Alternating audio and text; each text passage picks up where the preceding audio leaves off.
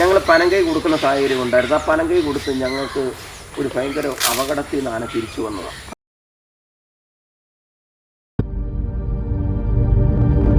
ചേട്ടൻ ഈ പരിപാടികളൊക്കെ പോയിരിക്കുന്നതിനകത്ത് ഏറ്റവും കൂടുതൽ സന്തോഷം നൽകിയിരിക്കുന്ന ഒരു പരിപാടി അല്ല അങ്ങനെയുള്ളൊരു പരിപാടികൾ ഉണ്ടാവുമല്ലോ, വിരളമായിട്ടുള്ള പരിപാടികൾ, ഏറ്റവും കൂടുതൽ സന്തോഷം അല്ലെങ്കിൽ ഞാൻ കൊണ്ടു നടക്കുന്ന ആന ഇത്രയും വലിയൊരു സദസ്സിലെത്തിക്കാൻ പറ്റി എന്ന് തോന്നുന്ന പരിപാടികൾ ഏതൊക്കെയാണ്? തൃശ്ശൂർ പൂരത്തിന് പോകാൻ പറ്റി. അത് ഇപ്പോൾ കഴിഞ്ഞ പാറമേക്കാവമ്മയുടെ 15 ആനയ്ക്കകത്ത്. അത് ഈ കഴിഞ്ഞ വർഷമാണോ? അല്ല, ഇതിപ്പം 5 കൊല്ലം കഴിഞ്ഞെന്ന് തോന്നുന്നു. 5 കൊല്ലമായിട്ട് നമ്മൾ തൃശ്ശൂർ പൂരത്തിൽ പങ്കെടുക്കുന്നുണ്ട്. ഫസ്റ്റ് കൊല്ലം തന്നെ 15 ആനയ്ക്കകത്ത് കയറി. 15 ആനയ്ക്കകത്ത്. ഇപ്പോൾ ഈ തുടർന്ന് ഈ ഇരിക്കുന്ന 5 കൊല്ലവും നമ്മൾ കണ്ടിന്യൂ ആയിട്ട് പോകുന്നുണ്ട്. അല്ല വരവ് പൂരം അങ്ങനെയുള്ള പരിപാടികളല്ല. ശരി. അത് വലിയൊരു അല്ല, അവർക്ക് തന്നെ അറിയാം.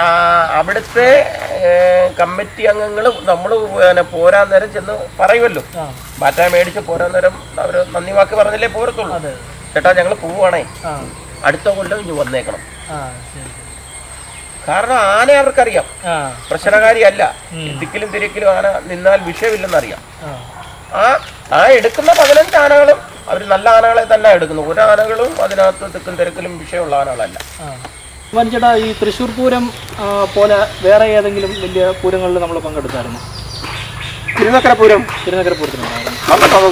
അതെ, തിരുനക്കര പൂരമൊക്കെ വലിയ ഒരുപാട് ആനകൾ പങ്കെടുക്കുന്ന. അയ്യോ, ഏറ്റവും അതല്ല, ആനകളെ ആ ഒരു സദസ് എന്ന് പറഞ്ഞാൽ വിളിച്ച് പരിചയപ്പെടുത്തും.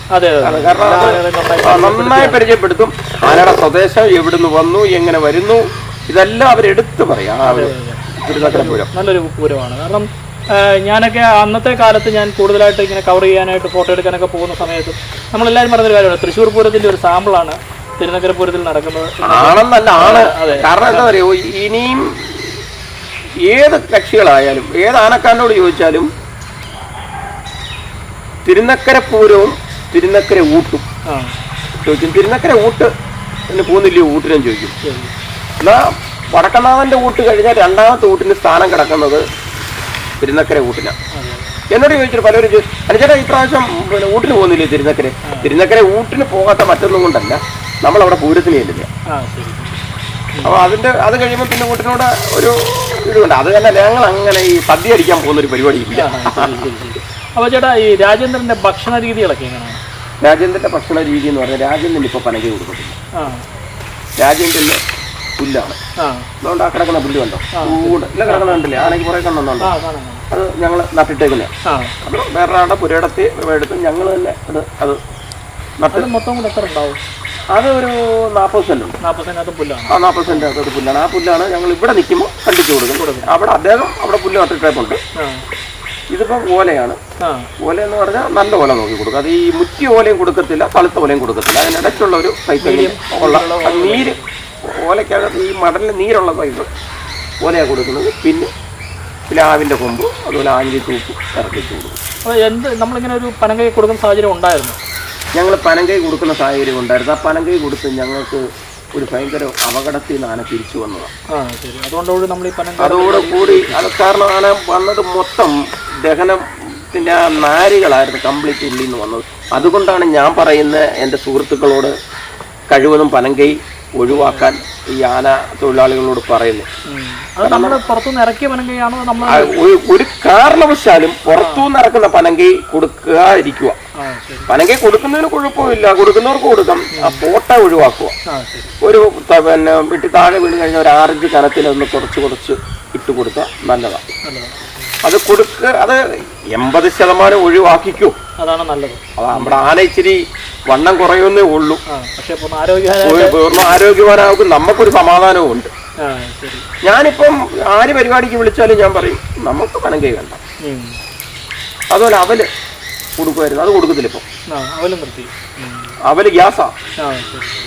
അവലിന്റെ പരിപാടി നിർത്തി. എവിടെ പരിപാടി എഴുതാനും ചോറാ ആണെങ്കിൽ നമുക്ക് ചോറ് 5 കിലോ അരിയുടെ ചോറും 3 കിലോ കരിപ്പൊട്ടിയും തന്നിരിക്കണം. അവന്റെ പരിപാടി കളഞ്ഞു. അതുപോലെ ഞാൻ ഈ നമ്മളൊരു പരിപാടിക്ക് ചെന്ന് കഴിഞ്ഞ് ഫ്രൂട്ട്സ് ഐറ്റം വാരി കൊടുക്കത്തില്ല. അത് പ്രത്യേകം ശ്രദ്ധിക്കണം ആനക്കാര്. കാരണം ഈ നമ്മൾ വടക്കൻ ജില്ലയിൽ കുറവാണ്, വടക്കുന്ന് തെക്കോട്ട് വരുന്ന ജില്ലയിലോട്ട് പരിപാടിക്ക് വരുന്ന ആനക്കാര് ശ്രദ്ധിക്കേണ്ട ഒരു കാര്യമാണ്. തിരുവനന്തപുരം ജില്ലയിൽ പരിപാടിക്ക് കയറുമ്പോൾ ഓരോ വിളക്ക് താലം എന്ന് അതിന് പറയും. ഫ്രൂട്ട്സ് ഇഷ്ടം പോലെ വാരി വെക്കും. അത് മൊത്തത്തിൽ എടുത്തു കൊടുത്താൽ അവർക്ക് വിരോധമില്ല, അവർ സന്തോഷമായിട്ട് അവർ നിൽക്കും, തിന്നോട്ടെന്ന് പറയും. പക്ഷെ നമ്മൾ കൊടുക്കുന്നത് വളരെ സൂക്ഷിച്ച് കൊടുക്കണം. 80% അതും കൊടുക്കരുത്. പൈനാപ്പിൾ വേണേൽ 1-2 പറക്കി ആനക്കിട്ട് കൊടുക്കാം, 1-2 പൈനാപ്പിൾ ആനയ്ക്ക് കൊടുക്കാം, 1-2 വെള്ളരി കൊടുക്കാം. ബാക്കി ഐറ്റം എല്ലാം ദോഷം ചെയ്യുന്ന പറഞ്ഞാൽ ഞാനൊരു 3 മുന്തിരിങ്ങ എടുത്ത് തിന്നിട്ടേ എൻ്റെ ഈ തൊണ്ട പ്രശ്നമായി പോയി. ഇതിപ്പോ നമുക്കൊന്നും ചെയ്യാനൊക്കത്തില്ല. നമുക്ക് ആനയ്ക്ക് ഫ്രൂട്ട്സ് കൊടുക്കാം, ഒരു അളവുണ്ട്. നമ്മൾ ഉപ്പ് കലക്കി ഉപ്പിനകത്ത് ഇതിട്ട് കഴുകി വാരിയിട്ട് നല്ല വെള്ളത്തിലിട്ട് കഴുകി വാരിയിട്ട് ആനയ്ക്ക് കൊടുക്കാം. നമുക്ക് അവിടെ പറ്റുമോ? അത് സാധിക്കുന്ന വേദിയല്ല. അപ്പൊ നമ്മൾ അതിനെ അങ്ങ് ഒഴിവാക്കിയത്. രാജേന്ദ്രന്റെ ചേട്ടനോടുള്ള ആ ഒരു സ്വഭാവ രീതികൾ എങ്ങനെയാണ്, അറ്റാച്ച്മെന്റ് എങ്ങനെയാണ്? എന്നോട് എന്നെ ഈ ഞാൻ ഈ മീഡിയക്കകത്ത് പൊള്ളക്കാരി ഒന്നും പറയുമല്ല, എന്നെ ഉപദ്രവിച്ചിട്ടില്ല. നമ്മുടെ ഈ പണ്ടനോട് പറഞ്ഞിട്ടുണ്ട്, രണ്ടാനക്കാരൻ എവിടെയെങ്കിലും കൊണ്ടുപോയി കഴിഞ്ഞാൽ അല്ലെ പണിക്ക് വേറൊരു പിള്ളേരുടെ കൂട്ടത്തിൽ വിട്ട് കഴിഞ്ഞാൽ തിരിച്ചു വരുമ്പോൾ എന്താ അദ്ദേഹത്തൊരു പാട് എന്നൊക്കെ അനുചേട്ടൻ ചോദിക്കുന്ന ഒരിതുണ്ട്. അത് രാജേന്ദ്രൻ ചേട്ടനെ മനസ്സിലാക്കി തരുമോ അല്ലെങ്കിൽ ഈ ആനയ്ക്ക് അങ്ങനെ ഒരു സ്വഭാവം ഉണ്ട് കേട്ടോ. ആന ഈ ചട്ടക്കാരനെ കണ്ടു കഴിഞ്ഞാൽ ഭയങ്കര കൂറ ആനയ്ക്ക്. ഇപ്പൊ ഞാൻ മാറി വേറൊരാൾ വന്ന് അടിച്ചാലും ആനയ്ക്കൊരു അപാകതയെന്ന് കണ്ടു കഴിഞ്ഞാൽ, അല്ലെ ആന ബാറിന് പിടിച്ച് ആനയ്ക്ക് നടക്കൊരു വലിച്ചുവെപ്പുണ്ടെങ്കിൽ ആന നമ്മളെല്ലാം റോഡിൽ വരുമ്പോൾ ഇവിടെ നിന്ന് വിളിക്കും, എനിക്ക് വയ്യ ഇന്ന്. അതാണ് കാര്യങ്ങൾ ചെയ്യുന്നത്. അപ്പോൾ അത് ഞാൻ ഈ പറഞ്ഞ കാര്യം പണ്ട് ചേട്ടൻ അഞ്ചനോട് പറഞ്ഞിട്ടുണ്ട്, ഇങ്ങനെ അടി കൊണ്ടിട്ടുണ്ട് ആനയ്ക്ക്. അത് എങ്ങനെ നമുക്കത് കൂടുതലായിട്ട് മനസ്സിലാക്കാൻ പറ്റും? ആന നമുക്ക് കാണിച്ചു തരുമോ അതോ അനുചേട്ടനല്ലാതെ ആനയെ കാണുമ്പോൾ? എനിക്ക് ഉള്ള കാര്യം പറയാം, വടിക്കുത്തല വീഴുന്നത് എനിക്കറിയാം. ഇനി ഇവന്മാർ എത്ര വെള്ളം കോരി ഒഴിച്ചിട്ട് വന്നാലും ചില ഭാഗങ്ങളിൽ വടിത്തല വീഴുന്നതിന് കമ്പ് മുടച്ച് അതിനെ ഞരമ്പ് തെളിഞ്ഞു കിടക്കും. കാരണം എനിക്ക് ഞങ്ങൾ സാഹചര്യം ചേട്ടൻ്റെ അടുത്ത് പറഞ്ഞിട്ടുണ്ട്. അപ്പൊ അന്ന് ഞാൻ വരുന്ന സമയത്ത് ഇവിടെ ഇവരെങ്ങനെയും അതാ ഞാൻ അന്നാ വടിത്തല ഇട്ടെ സംസാരമായിരുന്നു. ഇവൻ വിചാരിച്ചു ഇവൻ വെള്ളം അടിച്ചോണ്ട് വന്നതൊക്കെ ഞാനത് കണ്ടുപിടിച്ചിട്ട് പറഞ്ഞു ഇന്നടുത്ത് എന്തിനാ ആനയെ തല്ലിയും ചോദിച്ചു. പുള്ളി പണിക്കും കാര്യങ്ങൾക്കൊക്കെ പോകുമ്പോൾ ചില സാഹചര്യങ്ങളൊക്കെ ആനയെ മേലെ നോയിക്കാതെ പറ്റത്തില്ല.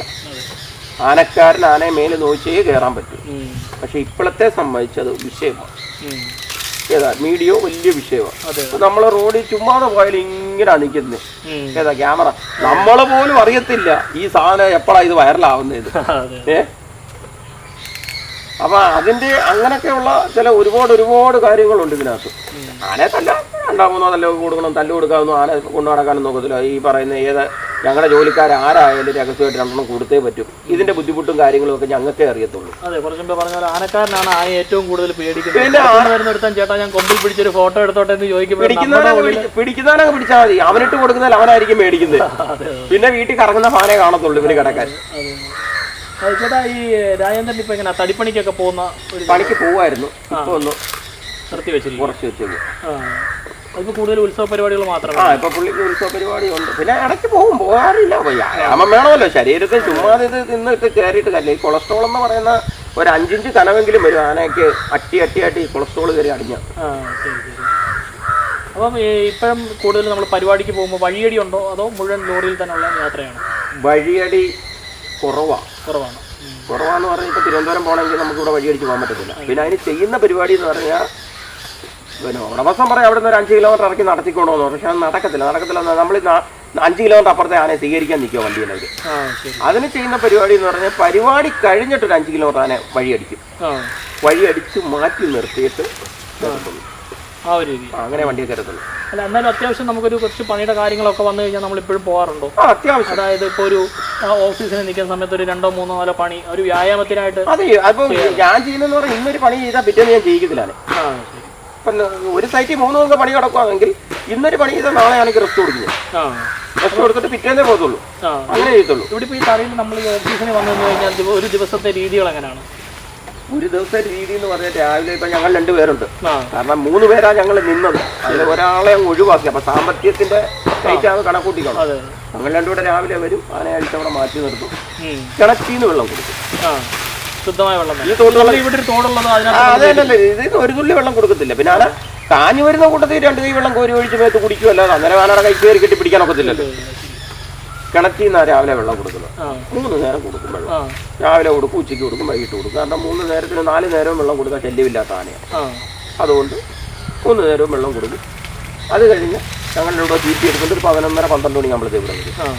കാഞ്ഞു വരുവാണെങ്കിൽ അങ്ങോട്ട് മാറ്റി നിർത്തും. ഒരു 1/2 മണിക്കൂർ മാറ്റി നിർത്തും. ഒരു മടൽ ഓല പോലും കൊടുക്കും. അത് കാഞ്ഞു വരുന്ന ഒരു ആന പണി കഴിഞ്ഞിട്ടാണേലും അല്ലെ വഴിയടിച്ച് കാഞ്ഞു വരുന്ന ആനയെ പെട്ടെന്ന് കൊണ്ട് നമ്മൾ വെള്ളത്തിൽ ഇറക്കരുത്. വെള്ളത്തിൽ ഇറക്കരുതെന്ന് പറയാം. ആനയ്ക്ക് ഒരു മടൽ ഓല പോലും ഇട്ട് കൊടുക്കണ്ട. ആന ഒരു 15 മിനിറ്റത്തേക്ക് അല്ലെങ്കിൽ ഒരു അരമണിക്കൂറത്തേക്ക് ആന അവിടെ മാറ്റി നിർത്തണം. ആന അവിടെ നിൽക്കുമ്പോഴും പടപടാന്ന് 2 സൈഡും ഊതി ഒഴിക്കും ശരീരം. ഈ വിശർപ്പ് ഗന്തി വെളിയിലെടുത്ത് തള്ളും. പക്ഷേ ആന ബോഡി അതിൻ്റെ താപനില ഒന്ന് വിടണം. ഇഷ്ടത്തെ കൊണ്ടൊന്ന് വെള്ളത്തിലിറക്കാം. അല്ലെങ്കിൽ പെട്ടെന്ന് വെള്ളത്തിൽ കൊണ്ടുവന്നിറക്കാൻ നെഞ്ചും കൊണ്ട് നീരടിക്കും. അല്ല, അപ്പം നമ്മൾ തൊട്ടടുത്ത് ഇങ്ങനെ ഒരു വെള്ളത്തിന്റെ ഒരു വഴി കാണുമ്പോൾ, അല്ലെ ഒരു വെള്ളം സ്രോതസ് ആയിട്ട് അവിടെ കാണുമ്പോൾ ആനയ്ക്ക് ഒരു ഇത് തോന്നത്തില്ലേ പോണം പോണെന്നുള്ളൊരു? ആനയ്ക്ക് ആന വെള്ളം ചോദിക്കും. നമ്മൾ വിലക്ക് നിർത്തിയേ പറ്റുള്ളൂ. ഞാനതല്ലേ പറഞ്ഞു, ആന പെട്ടെന്ന് കൊണ്ടൊന്ന് വെള്ളത്തിലോട്ട്. ഇപ്പം ഞാൻ അതിന്റെ ഉദാഹരണം പറഞ്ഞു, ഞാൻ വിശർത്ത് കുളിച്ച് വരുന്ന ഒരാൾ പെട്ടെന്ന് ഇന്ന് വെള്ളത്തിൽ കുളിച്ചാൽ എന്തായിരിക്കും? എനിക്ക് പിറ്റേന്ന് രാവിലെ ജലദോഷം അടിക്കും. അതെ അതെ അതെ, അതേ അവസ്ഥയാണ് ആനയ്ക്ക്. ആ ശരീരത്തിൽ നിന്ന് ആ താപനില ഒന്ന് മാറാനുള്ള അവസരം കൊടുക്കണം. അത് ആനക്കാർ ഏറ്റവും കൂടുതൽ ശ്രദ്ധിക്കേണ്ട ഒരു കാര്യമാണ്. വഴിയടിച്ച് വരുന്ന ആനയ്ക്ക് അതുപോലെ ഒന്ന് വാഴപ്പിണ്ടി വെട്ടി വെച്ച് കൊടുക്കരുത്. വാഴപ്പിണ്ടി നാരുള്ള സാധനം അന്നേരം ആനയ്ക്ക് പെട്ടെന്ന് വെച്ച് തിന്നാൻ ഇട്ട് കൊടുക്കരുത്. ആനയ്ക്ക് ഇപ്പം വഴിയെ പോകുന്നത് നമ്മളെ ചീത്ത വിളിക്കുമായിരിക്കും, പള്ളു പറയുമായിരിക്കും, അതെല്ലാം പൊക്കോട്ടെ, അതൊന്നും നമുക്കൊരു വിഷയമല്ല. നമ്മുടെ മുതലിനെ നമ്മൾ നോക്കണം.